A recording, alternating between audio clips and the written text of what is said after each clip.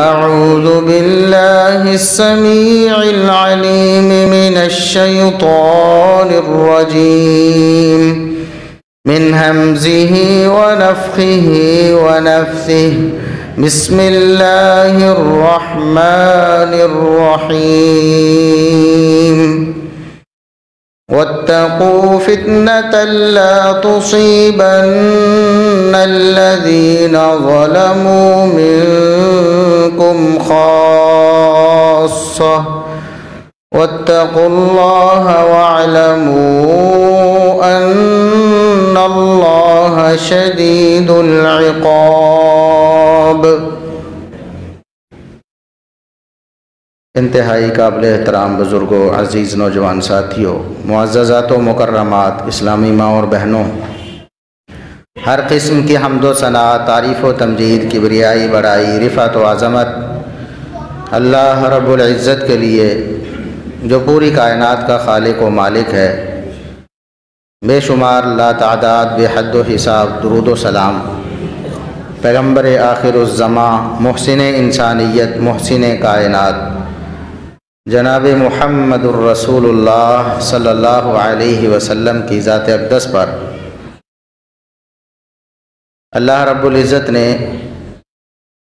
قرآن کریم میں قیامت تک آنے والے حالات کے بارے میں خبر دی ہے۔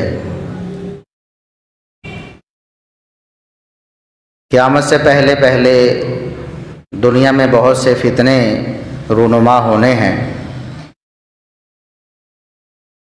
ان کے بارے میں بھی اللہ رب العزت نے آگاہی دی ہے۔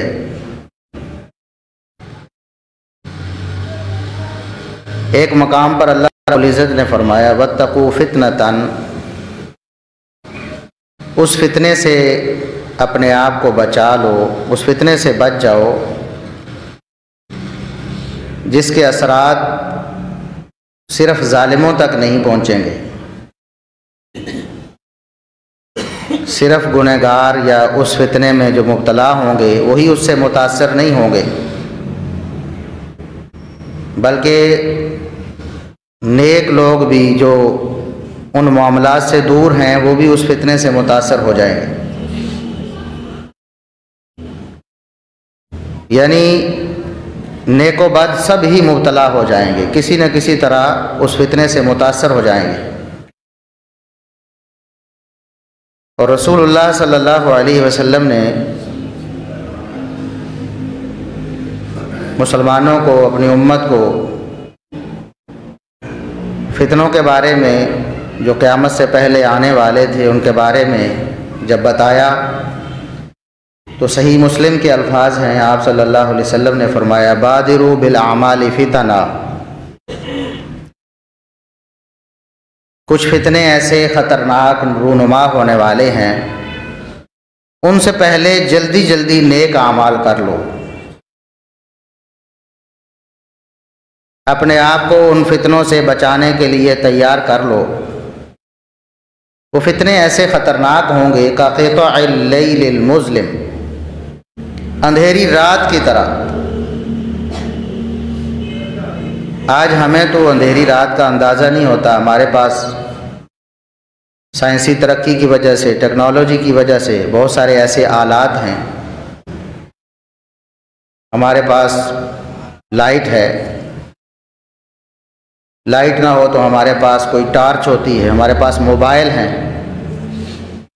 جن کے اندر بلٹ ان ٹارچ موجود ہوتی ہے، ہمارے پاس جی پی ایس سسٹم ہے، ہمارے پاس میپس ہیں، لیکن اس وقت کا تصور کریں جب یہ ساری چیزیں نہیں تھیں، اور اس وقت کا بھی تصور کریں قیامت سے پہلے پہلے جب یہ ساری سائنسی ترقی ختم ہو جائے گی، دوبارہ سے انسان اس دور میں چلا جائے گا جس کو آج پتھر کا دور کہا جاتا ہے۔ اس وقت نہ کوئی آلہ آپ کی مدد کرے گا، نہ سسٹم ایسا رہ جائے گا، نہ پہلے ایسا کوئی سسٹم تھا۔ چاندنی رات میں لوگ چاند کی روشنی میں راستہ دیکھ لیتے ہیں، اسی طرح ستاروں کی مدد سے لوگ راستے تلاش کر لیتے تھے، وَبِالنَّجْمِ هُمْ يَهْتَدُونَ۔ قرآن نے فرمایا کہ ستاروں کے ذریعے بھی لوگ اپنے راستے تلاش کرتے ہیں، لیکن جب رات اندھیری ہو، چاند کی روشنی بھی نہیں ہے، بادلوں کی وجہ سے ستارے بھی نہیں ہیں، انسان کے پاس کوئی ایسا آلہ بھی نہیں ہے جس کے ذریعے وہ اپنے راستے کو دیکھ سکے، وہ کسی بیابان میں ہے، کسی ریگستان میں ہے، جہاں پر کوئی مکان، کوئی گلیاں ایسی نہیں ہیں جن کو ہاتھ سے ٹٹول کر وہ جان سکے کہ میری منزل کہاں ہے، میں کہاں کھڑا ہوں، میں کہاں جانا چاہتا ہوں۔ اس اندھیری رات میں انسان جب کسی جنگل میں کھڑا ہے، بیابان میں کھڑا ہے، اس کو کوئی پتہ نہیں چلتا کہ میری سمت کون سی ہے، میری منزل کہاں ہے، میں نے جانا کیسے ہے، راستہ کون سا ہے۔ تو فرمایا اسی اندھیری رات کی طرح، اندھیری رات میں بہت سارے اندھیرے ہوتے ہیں، وہ قیامت سے پہلے جو آنے والے فتنے ہیں ایسے ہی اندھیری رات کی طرح ہوں۔ انسان پریشان ہوں گے، پتہ ہی نہیں چلے گا سیدھا راستہ کون سا ہے، کدھر کو جانا ہے، ہماری منزل کیا ہے، ہمارا مقصد کیا ہے، سب کچھ کھو جائیں گے۔ اور رسول اللہ صلی اللہ علیہ وسلم نے فرمایا کہ اتنے خطرناک فتنے ہوں گے کہ یصبح الرجل مؤمنا ویمسی کافرا، صبح کے وقت ایک بندہ مومن ہوگا، شام تک کافر ہو چکا ہوگا، شام کو مومن ہوگا، صبح کا سورج طلوع ہونے سے پہلے پہلے اسلام سے خارج ہو چکا ہوگا، کافر ہو چکا ہوگا۔ اتنے خطرناک فتنے۔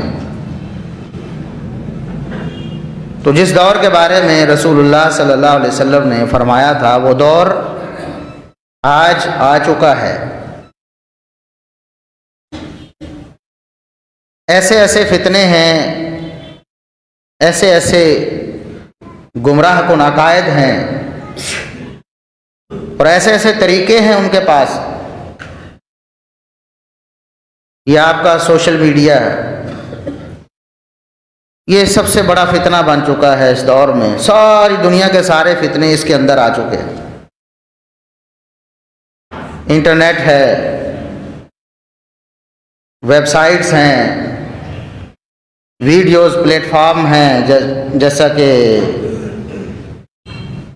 یوٹیوب ہے، اور اس طرح کی کچھ اپلیکیشنز ہیں کہ انسان ان کے اندر جاتا ہے تو گھس جاتا ہے۔ آج لوگ کہتے ہیں، یہ جو طب کے ماہرین ہیں، جو نفسیات کے ماہرین ہیں،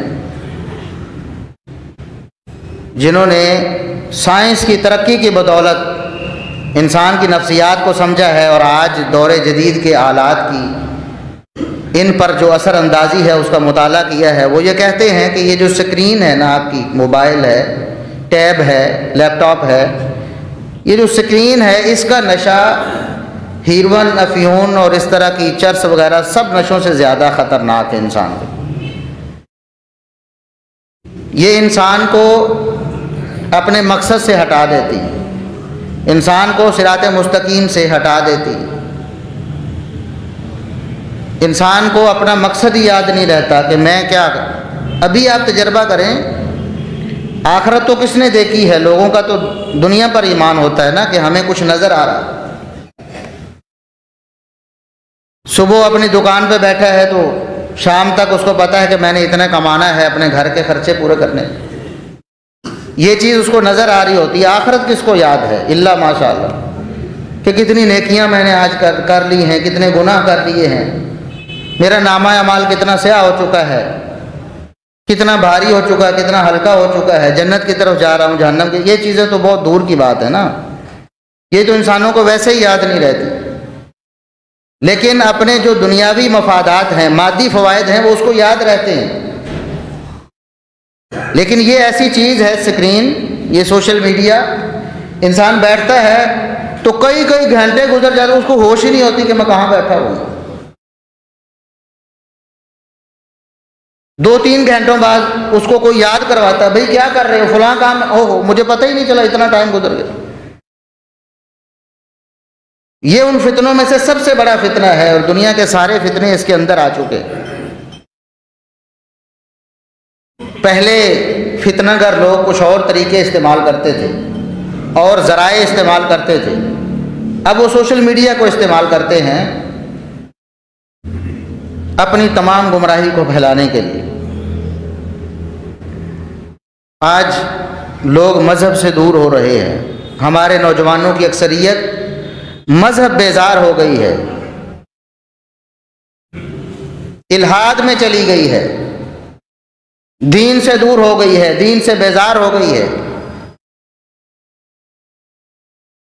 اور اس کا بڑا سبب، بڑا سورس جو ہے وہ سوشل میڈیا ہے۔ اس کو استعمال کر کے ہماری ذہن سازی کی جا رہی ہے، ہمیں پتہ ہی نہیں چلتا، لاشعوری طور پر ہم ایسی چیزیں سیکھ رہے ہیں، دن رات اپنے اندر فیڈ کر رہے ہیں، ہمیں نہیں پتہ چلتا کہ ہمارے اندر کیا فیڈ کیا جا رہا ہے۔ پہلے 3-3 4-4 گھنٹوں کی فلمیں بناتے تھے، اس کے ذریعے ایک پیغام آپ کے دل دماغ میں چھوڑتے تھے، کچھ بھی جو آپ کو دکھانا چاہتے ہیں، جس کو وہ اچھا دکھانا چاہتے ہیں اس کو آپ اچھا دیکھتے ہیں، جس کو برا دکھانا چاہتے ہیں اس کو آپ برا دیکھتے ہیں۔ ہر کسی کو پتہ ہے فحاشی، عریانی، بے حیائی بری چیزیں ہیں۔ آپ کو فلم ڈرامے میں دکھایا جاتا ہے، ایک لڑکی ہے وہ گھر سے بھاگنا چاہتی ہے، گھر والے چاہتے ہیں کہ اس کے غیر مردوں سے تعلقات نہ ہوں، وہ کسی مرد سے تعلقات استوار کرتی ہے، فون پہ بات کرتی ہے، پھر اس کے ساتھ بھاگتی ہے۔ میڈیا ہمیں اس کو مظلوم بنا کر دکھاتا ہے، حالانکہ ہر شخص کو پتہ ہے کہ یہ برا کام ہے، لیکن جب وہ دیکھ رہا ہوتا ہے اس کو اچھا سمجھ رہا ہوتا ہے، ہمدردی کے جذبات آپ کے دل دماغ میں ڈالے جا رہے ہوتے ہیں۔ کسی کی بہن بیٹی، کسی کی بیوی اگر ایسے کام کرے تو اس کو برا لگتا ہے، لیکن فلم یا ڈرامے میں اس کو اچھا لگ رہا ہوتا ہے، وہ مظلوم نظر آ رہی ہوتی ہے۔ یہ چیزیں ہمارے اندر فیڈ کی جا رہی ہیں، ہماری پھر عورتوں کے اندر بھی۔ پہلے یہ گھنٹوں میں کام کیا کرتے تھے، سالوں کے پروجیکٹ ہوتے تھے، ان سالوں محنت کر کے ایک فلم بنا کر اس کو گھنٹوں میں سمویا جاتا تھا، پھر اس لوگوں کے سامنے پیش کیا جاتا تھا۔ اب یہ کام منٹوں میں ہو رہا ہے، بلکہ سیکنڈز میں ہو رہا ہے۔ 3 منٹ کی فلمیں دنیا میں آ چکی ہیں، جن کو دیکھ کر وہی مقصد، وہ اپنا وہی چیز فیڈ کر رہے ہیں دکھا کر، جو 3 گھنٹے 4 گھنٹے میں فیڈ کرتے تھے۔ پہلے بڑی بڑی کتابیں لکھی جاتی تھیں، گمراہ لوگ اپنے افکار لوگوں تک منتقل کرنے کے لیے بڑی بڑی کتابیں لکھتے تھے، ضخیم۔ بعض لوگ قرآن کی تفسیریں لکھتے تھے، کافروں نے بھی تفسیریں لکھی ہیں نا، گمراہوں نے بھی لکھی ہیں، جو دائرہ اسلام سے خارج ہے، قادیانیوں نے نہیں لکھی تفسیریں، غلام محمد قادیانی دجال نے بھی لکھی۔ بڑی محنت کرنی پڑتی تھی، کتابیں بڑی بڑی لکھتے تھے، لوگ ان کو پڑھتے تھے، پھر ان کے افکار کو اپناتے تھے، گمراہ ہو جاتے تھے۔ آج بالکل آسان ہے، کئی سال لگتے ہیں نا، اشرے لگ جاتے ہیں کتاب لکھ کر، اس کو کمپوز کروا کے، اس کو پرنٹ کروا کے پھر لوگوں تک پہنچانا ہے، کیونکہ ہمارے پاس منافق پود تیار ہو رہی ہے، ہماری جنریشن نفاق کے ساتھ اوپر بڑھ رہی ہے۔ یہی وہ نسل ہے جس نے آگے جا کر بچے پیدا کرنے، ان کی نشو و نما کرنی ہے، ادارے چلانے ہیں، سسٹم چلانا ہے۔ پھر آگے اگلی نسلیں کیا آئیں گی، ہم تصور بھی نہیں کر سکتے کہ ہمارا معاشرہ کس درجے تک چلا گیا ہے گمراہی میں، اور دین سے کتنا دور ہو چکا ہے۔ یہ اندازہ آپ کو اگلے 10-15 سال میں ہوگا۔ ابھی 10-15 سال پہلے کیا صورتحال تھی، اس کا اندازہ لگائیں۔ جب ہم بچے تھے، چھوٹے تھے، ہم اس طرح گلی محلوں میں ننگی عورتوں کو نہیں دیکھتے تھے۔ اگر کوئی لڑکی، کوئی عورت ننگے سر بلکہ ننگے منہ اگر نکل جاتی باہر، دور دور تک محلوں میں، علاقوں میں بات پھیل جاتی، فلاں کے گھر سے فلاں کی لڑکی بغیر دوپٹے کے گھر سے باہر نکل گئی۔ یہ ابھی 10-15 سال پہلے کی بات ہے، اور آج ہمارے سامنے نارمل ہو چکا ہے، ہم صبح و شام دن رات دیکھتے ہیں۔ کیوں؟ پہلے ہمیں دکھایا گیا، ہمارے گھروں تک پہنچایا گیا۔ پہلے وی سی آر ہوتے تھے، پھر ٹی وی ہوتے تھے، پھر اس کے بعد کیبل ہوتی تھی، اور اب انٹرنیٹ ہے۔ اب ہر شخص کے پاس اس کی جیب میں پورا وی سی آر ہے، پورا انٹرنیٹ، پورا ٹی وی، پوری کیبل، ہر چیز اس کے سامنے۔ اس کے لیے کوئی رکاوٹ نہیں۔ ہمارے نوجوان، ہمارے بچے اب اسمارٹ فون کے بغیر تو گزارا ہی نہیں نا۔ چھوٹے چھوٹے بچوں کو ہم لے کر دیتے ہیں جی، لوگ جی سارے شوق پورے کرتے ہیں جی، ہمارے بچوں کے بھی شوق ہیں، ہم نے اپنے بچوں کے شوق پورے کرنے ہیں۔ اور دوسری طرف اتنا بڑا فساد اس کے ہاتھ میں دے کر، تربیت کوئی نہیں، ایٹم بم اس کے ہاتھ میں پکڑا ہے۔ ایٹم بم کی جو تباہ کرنے کی صلاحیت ہے اس سے تھوڑی ہے، اس سے تھوڑی ہے۔ ایٹم بم اس کے ہاتھ میں پکڑا دیا ہے اور حفاظتی تدابیر اس کو بتائی نہیں، دفاع کا سامان اس کے پاس ہے ہی نہیں، نہ اس کے پاس کوئی اسلحہ ہے، نہ اس کے پاس زرہ ہے۔ اگر باہر گولیوں کی بوچھاڑ ہو رہی ہو، کوئی بھی شخص اپنے بچے کو باہر نہیں نکلنے دے گا۔ اس ماحول میں بچہ چاہے کتنی ضد کرتا رہے کہ میں نے باہر جا کے کھیلنا ہے، وہ اس کو سمجھائے گا، بتائے گا، اس کو دبائے گا، گھر سے نہیں نکلنے دے گا۔ کیوں؟ اس کو پتا ہے بچہ ہے، نادان ہے۔ اگر کسی کام کے لیے نکلنا ہے، کوئی بڑا نکلے گا، سیانا نکلے گا، تو پورے حفاظتی انتظامات کر کے نکلے گا۔ بچے کو نہیں نکلنے دے گا نا۔ وہاں گولہ بارود ہے، وہاں فائرنگ ہو رہی ہے، نقصان ہو جائے گا۔ لیکن آج آپ کو پتا ہے کہ گولہ بارود سے بھی بڑے فتنے باہر گلی بازاروں میں، ہمارے ماحول معاشرے میں، ہمارے اسکول کالجز اور یونیورسٹیوں میں پھر رہے ہیں۔ موجود ہیں ایسے ایسے فتنے کہ شاید گولی سے وہ نقصان نہ ہو، یقیناً نہ ہو، جو اس سے ہو جائے گا۔ تھوڑی سی فکر اگر اس نے لے لی، کوئی اس کو ایسا شخص مل گیا، پہلے تو باہر جانا ہوتا تھا نا، باہر جا کر، اور اب تو اس نے سوشل میڈیا کھولنا ہے۔ کہاں کہاں وہ سیر کر رہا ہے، کون سا چینل اس نے دیکھ لیا ہے، کس کو اس نے سبسکرائب کر لیا ہے، کون سی ویب سائٹ پہ وہ چلا گیا ہے، کون سی اپلیکیشن اس نے ڈاؤن لوڈ کر لی ہے، کن لوگوں کے ساتھ وہ رابطے میں ہے، ہمیں کوئی پتہ نہیں۔ اتنے فتنے ہیں، تباہی اور بربادی یقینی ہے، لیکن ہم نے نہ اپنے بچوں کی دینی تربیت کی ہے، نہ ان کو اسلحہ دیا ہے کہ اگر کوئی دشمن ان پر حملہ کرے تو وہ اس اسلحے کو چلا کر اس دشمن کو ختم کرے۔ نہ ایسی کوئی زرہ، نہ کوئی حفاظتی سامان ہے جس کو پہن کر اگر کوئی فتنہ آتا بھی ہے تو وہ اپنے آپ کو بچا کر نکل سکیں، ایسا بھی نہیں۔ اور ہم بالکل بے فکر ہیں، بچوں کو اسمارٹ فون دے دیے ہیں اور ہم بے فکر ہیں بالکل۔ ہمیں کوئی پرواہ نہیں ہے کہ ہمارے بچے کے ساتھ کیا مسئلہ ہو رہا ہے، اس کا جو لنک ہے کن لوگوں کے ساتھ ہے، سوشل میڈیا پہ، فیس بک پہ، واٹس ایپ پہ، یوٹیوب پہ۔ اور یہ چیزیں تو ہم جانتے ہیں نا، بہت ساری ایسی چیزیں جو ہمیں بھی معلوم نہیں، ایسی گندی اپلیکیشنز، ایسی بے حیائی، عریانی اور فحاشی پر مبنی اپلیکیشنز جو بنائی ہی اسی مقصد کے لیے گئی ہیں کہ آپ کے بچوں کو اور نوجوانوں کو بے حیائی اور برائی میں مبتلا کر دیا، وہ اس کے رسیا بن جائیں۔ اور آج دیکھ لیں ہمارے ملک میں ماحول کیا بن گیا ہے۔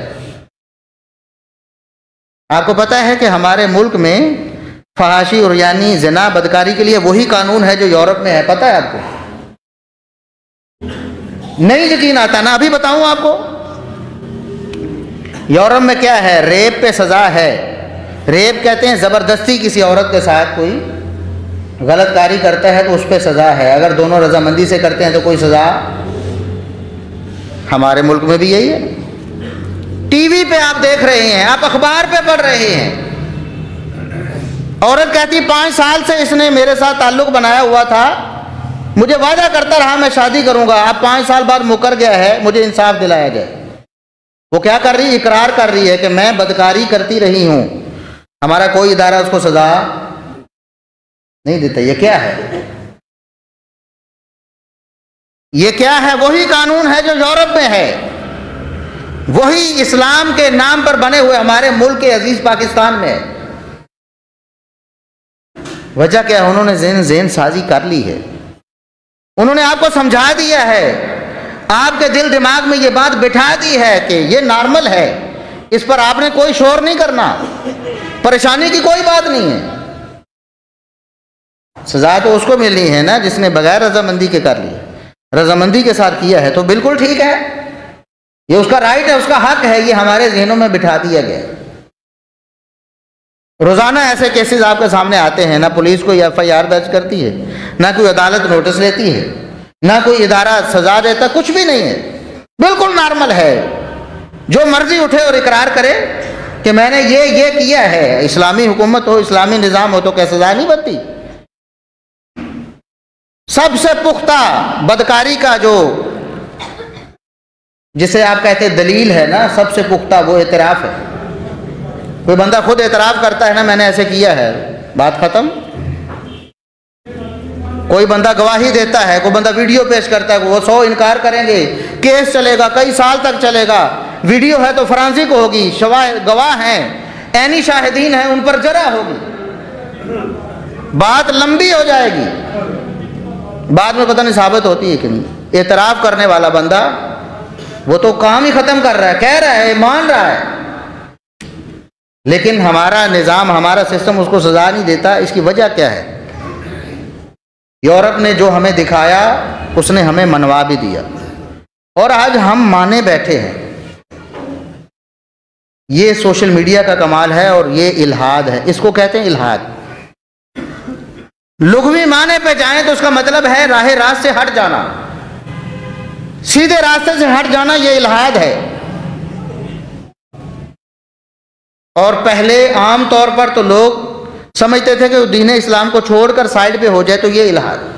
وہ کہے میں مسلمان نہیں تو ملحد ہے، کوئی بندہ کہے میں کسی مذہب کو نہیں مانتا، میں خدا کو نہیں مانتا، وہ ملحد ہے۔ لیکن الحاد اس سے بھی آگے کی چیز ہے۔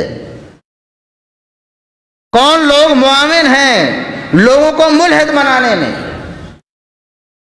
کون سا سسٹم ہے جو لوگوں کو ملحد بنا رہا ہے، جو لوگوں کے سامنے چیز رکھ رہا ہے، آپشن رکھ رہا ہے کہ آپ کر سکتے ہیں؟ اور کل کلاں کچھ سالوں کی بات ہے، اگر اسی ترتیب سے، اسی سپیڈ سے کام چلتا رہا تو ہمارے ملک میں باقاعدہ یہ بھی قانون بن جائے گا کہ مذہب بھی کسی بندے کا اپنا ذاتی معاملہ ہے، وہ چاہے رکھے نہ رکھے، کسی کو کوئی اختیار نہیں کہ کسی کے بارے میں مداخلت کرے۔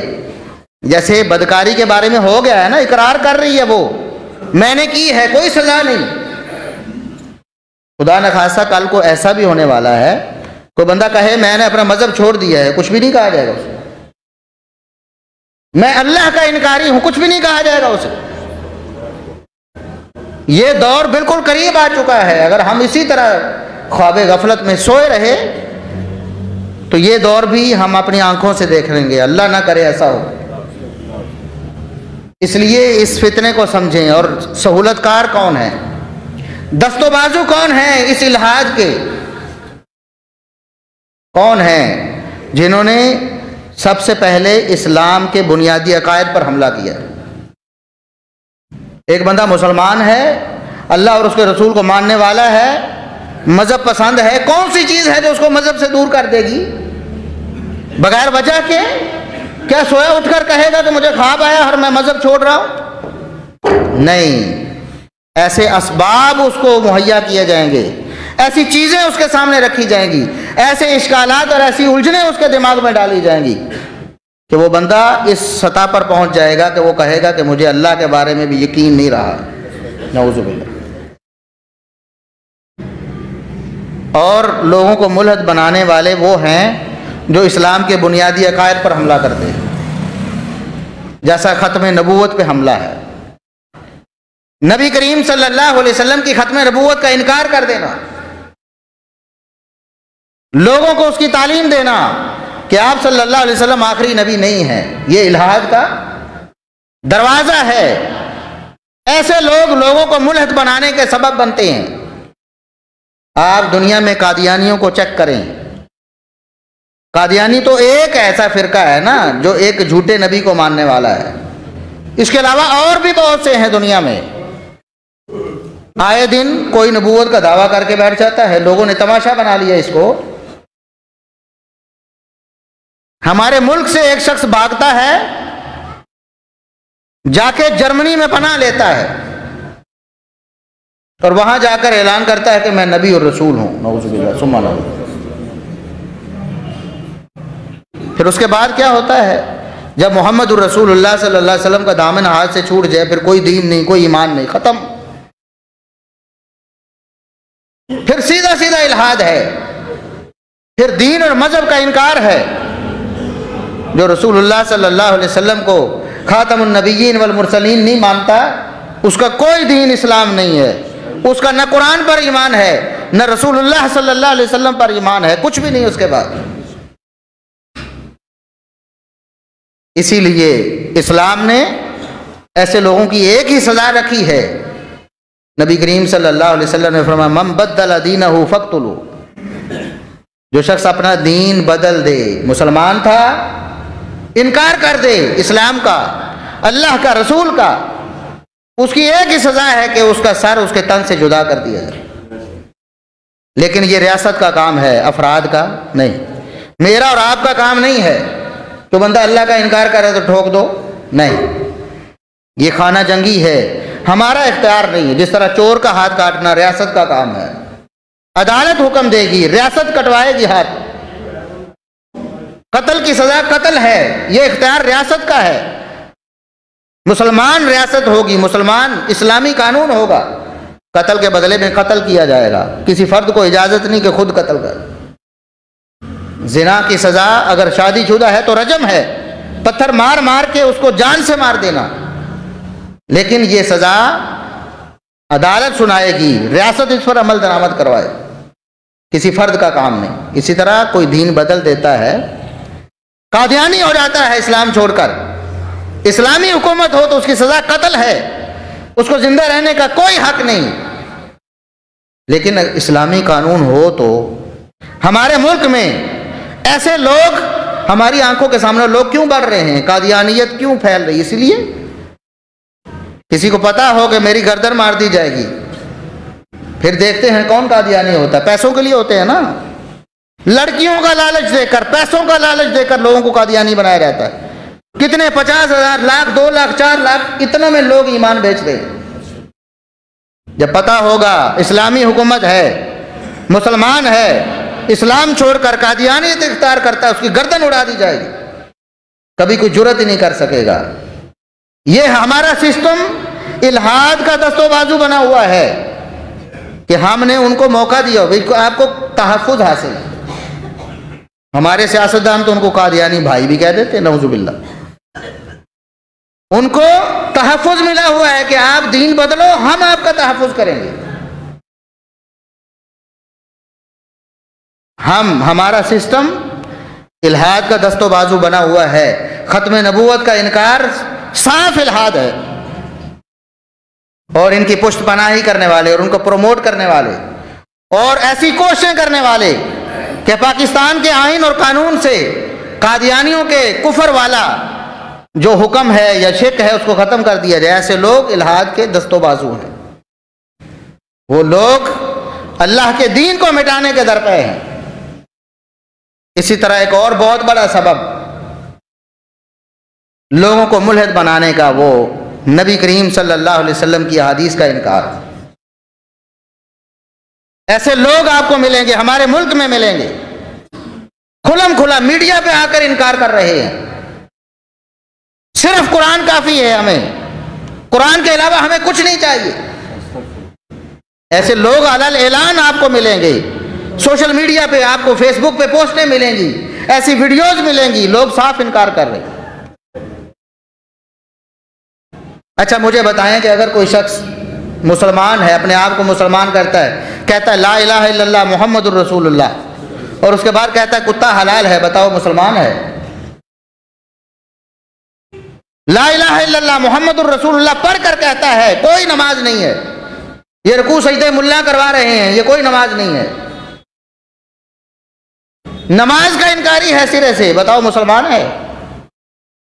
ایسا شخص کون ہوگا؟ مسلمان بن کر کلمہ پڑھ کر بعد میں انکار کر رہا ہے، کون ہوگا؟ مرتد، ملحد، دین کو چھوڑ جانے والا۔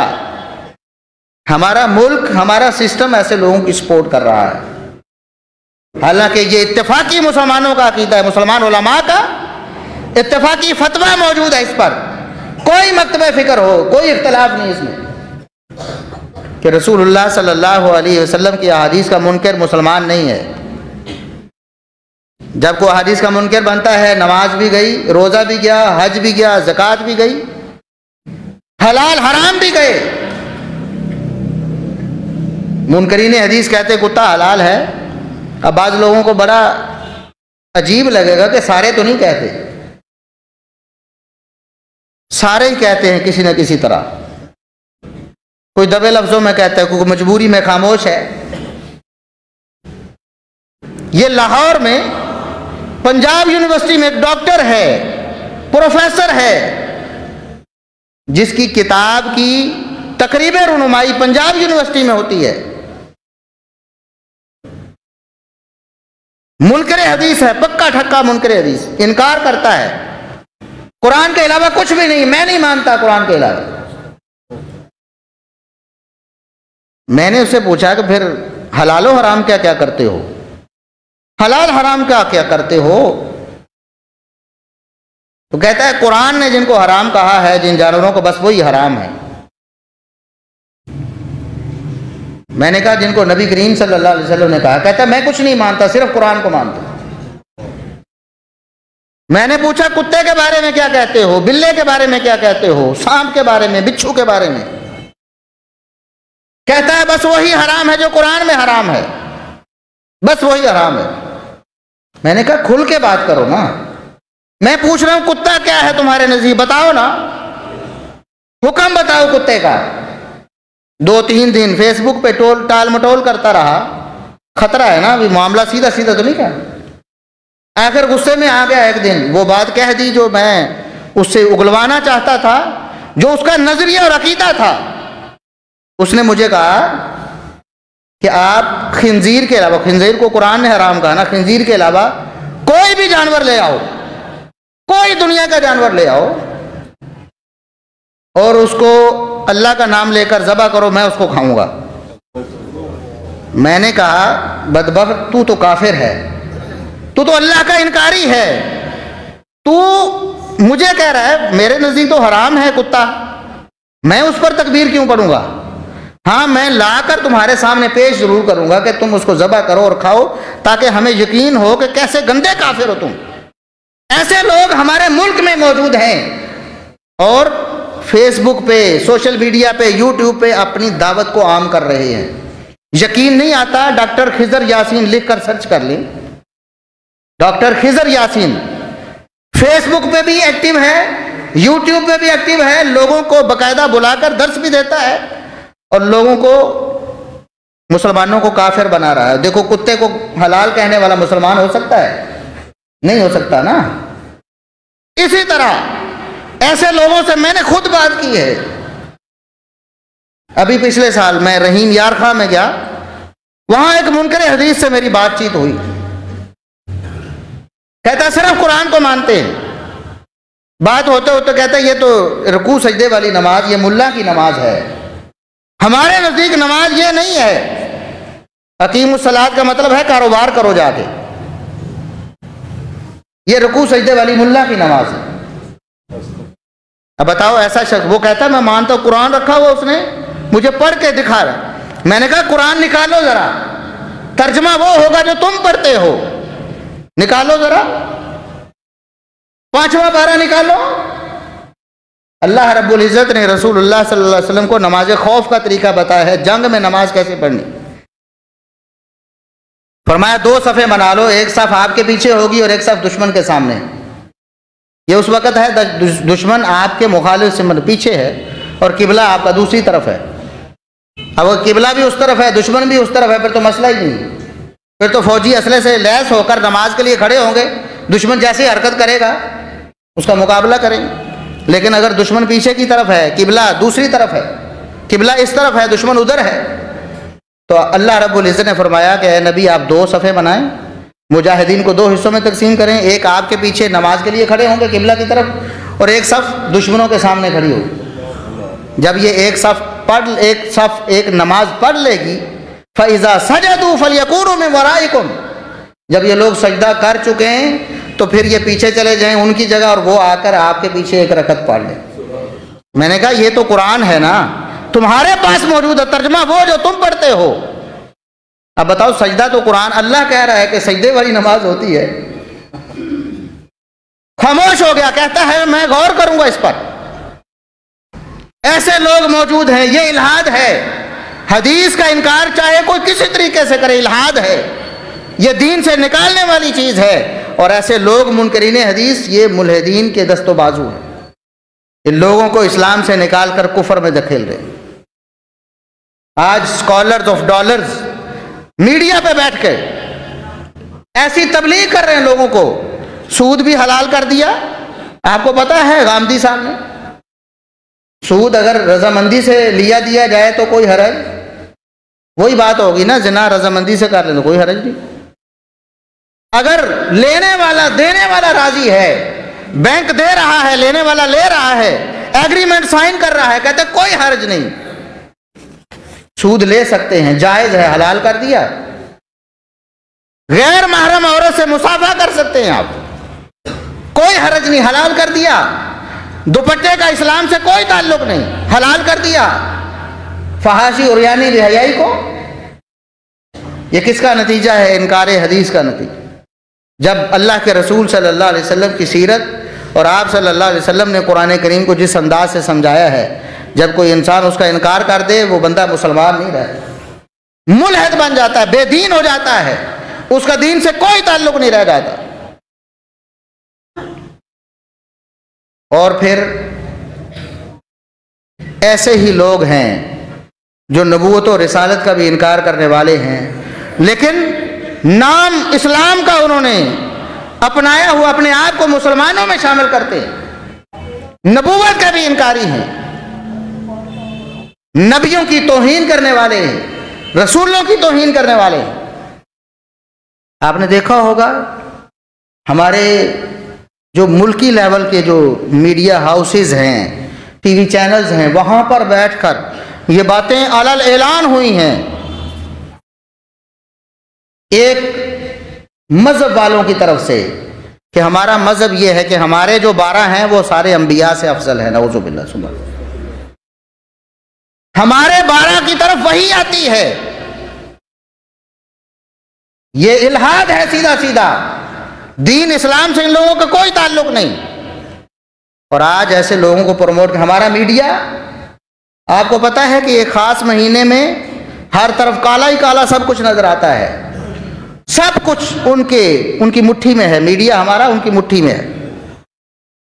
اور یاد رکھیں، یہ جو مسلمان علماء کافی عرصے سے کہتے آئے نا، جب سے یہ میڈیا کا سلسلہ شروع ہوا ہے کہ یہودیوں نے میڈیا کو اپنی مٹھی میں کیا ہوا، پوری دنیا کا میڈیا وہ چلا رہے ہیں۔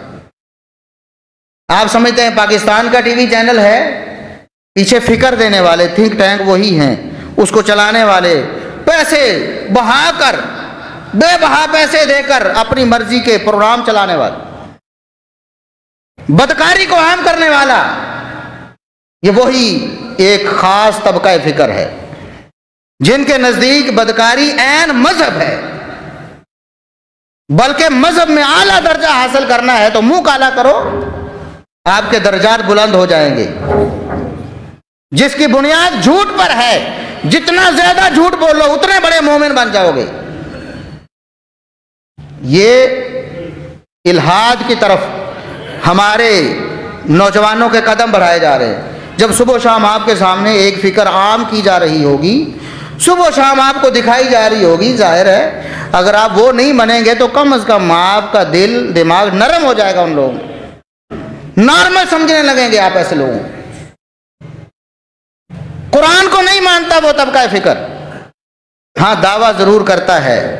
عبداللہ بن ابی اینڈ کمپنی یہی دعویٰ کرتے تھے نا، آمنا باللہ وبالیوم الآخر، وما ہم بمؤمنین، وہ کہتے تھے ہم اللہ پر اور آخرت کے دن پر ایمان لاتے ہیں۔ اللہ فرماتا ہے یہ مومن نہیں ہے، جھوٹ بولتے ہیں۔ جو لوگ یہ کہتے ہیں کہ نبی کریم صلی اللہ علیہ وسلم جب دنیا سے گئے سوائے 3-4 کے سارے صحابہ اپنا دین ایمان چھوڑ گئے، نعوذ باللہ ثم نعوذ۔ اب بتاؤ ان کا قرآن پر کیا ایمان ہے؟ قرآن جمع کروایا ابو بکر صدیق رضی اللہ عنہ نے، پتہ ہے نا آپ کو مسلمانوں کو، ابو بکر صدیق رضی اللہ عنہ نے سیدنا عمر فاروق رضی اللہ عنہ کے مشورے سے قرآن کو 2 گتوں کے درمیان جمع کرا۔